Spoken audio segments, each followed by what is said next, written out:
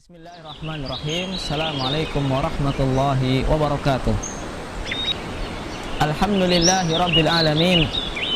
Wal aqibatu lil muttaqin. Wala udwana illa 'alal zalimin. Wa asyhadu an la ilaha illallah wahdahu la syarikalah. Wa asyhadu anna Muhammadan abduhu wa rasuluh. Allahumma shalli wa sallim wa barik ala nabiyyina Muhammad wa ala alihi wa sahbihi wa man tabi'ahum bi ihsanin ila yaumiddin, amma ba'du. Ikhwani wa akhwati fillah, kaum muslimin dan muslimat yang semoga dirahmati dan diberkahi Allah Subhanahu wa taala. Pada pagi hari ini kita ingin menjelaskan tentang hakikat ikhlas dan bahaya riya. Mengapa kita membahas tentang ikhlas? Karena ikhlas merupakan perkara yang sangat penting dalam perkara agama. Dengan ikhlas, seorang hamba akan hidup bahagia dunia dan akhirat.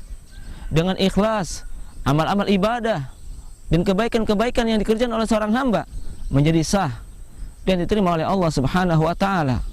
Karena Allah Subhanahu wa taala tidak pernah menerima kebaikan apapun, ibadah apapun kecuali jika dikerjakan dengan niat ikhlas hanya karena Allah Subhanahu wa taala. Di dalam hadis qudsi Allah Subhanahu wa taala berfirman, "Ana agna syuraka an syirki. Man amila amalan asyraka fihi ma'i ghairi taraktuhu wa syirkah." Yang artinya, aku adalah zat yang paling tidak butuh dengan adanya Tuhan sekutu. Barang siapa yang mengerjakan suatu amalan atau suatu ibadah yang mana ia menyekutukan aku dengan selainku, maka aku akan meninggalkan pelakunya dan amal ibadahnya. Hadis ini menunjukkan bahwa kebaikan apapun, sebanyak apapun, jika dikerjakan dengan niat bukan karena Allah, tetapi dengan niat ingin mendapat pujian dari manusia, dengan niat ingin mendapat kepentingan dunia, dengan niat ingin mendapat popularitas atau harta benda, maka amal tersebut ditolak oleh Allah Subhanahu wa taala. Karena dalam Al-Qur'an Allah berfirman, "Wa ma umiru illa liya'budullaha mukhlishina lahuddin." Mereka tidaklah diperintahkan oleh Allah melainkan agar mereka beribadah kepada Allah dengan mengikhlaskan ketaatan hanya untuknya.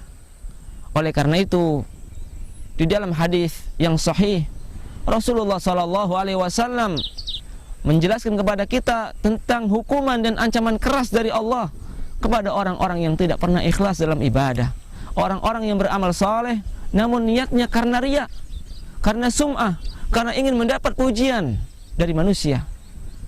Beliau bersabda, "Inna awwalan nas yuqda alaihi yaumal qiyamati rajulun ustushida fa utiya bihi fa'arafahu ni'amahu fa'arafaha qala madza amilta fiha qala qataltu fika hatta ustushidtu qala kadzabta walakinnaka qatalta liqal jari faqad qil thumma umira bihi fasuhiba ala wajhi hatta ulqiya finnar wa rajulun ta'allama al-ilma wa 'allamahu wa qara'a al-Qur'an fa utiya bihi fa'arrafahu ni'amahu fa'arafaha qala madza 'amilta fiha qala ta'allamtu al-ilma wa 'allamtuhu fika wa qara'tu al-Qur'ana fika qala kadzabta walakinnaka ta'allamta al-ilma wa 'allamtahu liyaqal 'alim wa qara'tal Qur'ana liqal qari' faqad qil thumma umira bihi fasuhiba ala wajhi hatta ulqiya finnar wa rajulun wassa'a Allahu alayhi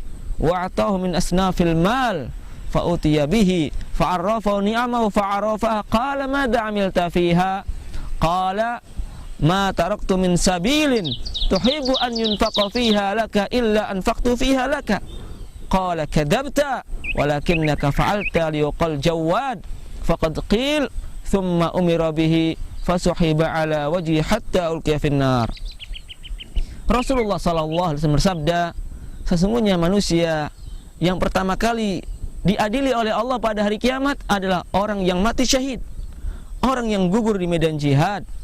Oh, hamba ini dihadapkan kepada Allah, lalu Allah perlihatkan kepadanya segala kenikmatan yang pernah diberikan kepadanya. Lalu hamba mengakuinya, hamba membenarkannya. Allah pun bertanya kepadanya, apa yang telah engkau perbuat dengan nikmatku tersebut? Si hamba menjawab, ya Allah, aku gunakan untuk berjihad jalanmu. Aku gunakan nikmat ini untuk berperang demi membela agamamu karena engkau saja ya Allah. Dia mengaku ikhlas, tetapi Allah katakan, kadzabta, engkau dusta, engkau bohong. Sebenarnya engkau ini berperang supaya dikatakan manusia sebagai seorang pahlawan pemberani, seorang mujahid pemberani. Dan itu sudah diucapkan oleh manusia. Engkau dikenal di kalangan manusia sebagai seorang pahlawan pemberani. Kemudian Allah perintahkan malaikat untuk menyeret hamba tersebut dalam keadaan tersungkur di atas wajah dan perutnya, lalu dilontarkan ke dalam neraka. Lalu orang yang belajar agama dan juga mengajarkannya kepada manusia, hamba tersebut dihadapkan kepada Allah dan diperlihatkan kepadanya berbagai nikmat yang pernah didapatnya di dunia. Fa'arafaha, hamba tersebut mengakuinya. Lalu Allah bertanya kepadanya, untuk apa engkau gunakan nikmat itu di dunia? Hamba menjawab, ya Allah, aku gunakan untuk mempelajari agamamu dan mengajarkannya karena mengharap ridhamu saja. Aku juga membaca Al-Quran demi mengharap ridhamu saja. Tetapi Allah katakan kepadanya, engkau dusta, engkau bohong. Sebenarnya engkau ini belajar agama dan mendakwahkannya supaya dikatakan sebagai seorang alim, seorang ulama. Engkau juga rajin membaca Al-Quran supaya dikatakan sebagai seorang qari, orang yang bagus bacaan Qur'annya. Dan itu sudah diucapkan oleh manusia. Maka Allah pun perintahkan malaikat agar menyeret hamba tersebut dalam keadaan tersungkur di atas wajah dan perutnya, lalu dilontarkan ke dalam neraka. Dan golongan ahli ibadah yang lain yang pertama kali diadili oleh Allah adalah orang yang telah dilapangkan rezekinya oleh Allah, diberi berbagai harta dunia oleh Allah. Hamba ini pun dihadapkan kepada Allah, lalu Allah menampakkan kepadanya segala nikmat yang pernah didapatkannya di dunia. Maka hamba mengakuinya, membenarkannya. Lalu Allah bertanya kepadanya, untuk apa engkau gunakan nikmat sebanyak ini di dunia? Si hamba menjawab, ya Allah, tidak pernah ada suatu celah atau suatu peluang yang mana engkau cinta agar aku berinfak di dalamnya, melainkan aku ikut berandil, ikut berinfak di dalamnya karena mengharap ridhamu saja ya Allah. Tetapi Allah berkata, engkau dusta, engkau bohong.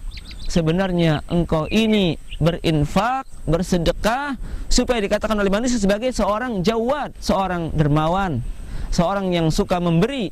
Dan itu sudah diucapkan oleh manusia. Engkau dikenal sebagai dermawan di tengah manusia. Tetapi Allah tidak butuh dengan ibadah tersebut, dengan sedekah tersebut. Maka Allah perintahkan malaikat agar menyeret hamba tersebut dalam keadaan tersungkur di atas wajah dan perutnya, lalu dicampakkan ke dalam api neraka. Inilah hadis Nabi SAW yang sahih, yang menerangkan tentang bahaya orang yang tidak pernah ikhlas dalam beramal soleh, orang yang selalu riya dalam berbuat kebaikan-kebaikan kepada manusia atau kepada Allah Subhanahu wa Ta'ala. Maka Allah pun menolak ibadahnya, menolak sedekahnya, menolak dakwahnya, menolak jihadnya, karena Allah Subhanahu wa Ta'ala adalah zat yang maha suci, maha bersih. Sebagaimana Nabi bersabda, innallaha thayyibun la yaqbalu illa thayyiban. Sesungguhnya Allah itu zat yang maha baik, maha bersih, maha suci, tidak menerima dari hamba kecuali yang baik-baik saja. Kata para ulama hadis, maha suci, maha baik zatnya, sifatnya, perbuatannya bersih dan suci dari segala aib dan kekurangan. Makanya Allah tidak menerima ibadah apapun kecuali yang murni, yang bersih, yang suci dari noda syirik. Allah juga tidak menerima sedekah atau infak kecuali yang murni dan bersih dari harta yang kotor, dari hal-hal yang haram. Mudah-mudahan kita semua dijadikan oleh Allah sebagai hamba-hamba yang selalu ikhlas dengan belajar agama dengan sungguh-sungguh. Ini adalah kiat pertama agar kita bisa ikhlas. Belajar agama dengan sungguh-sungguh, Al-Quran, As-Sunnah, dengan pemahaman As-Salafus Saleh, pemahaman yang benar.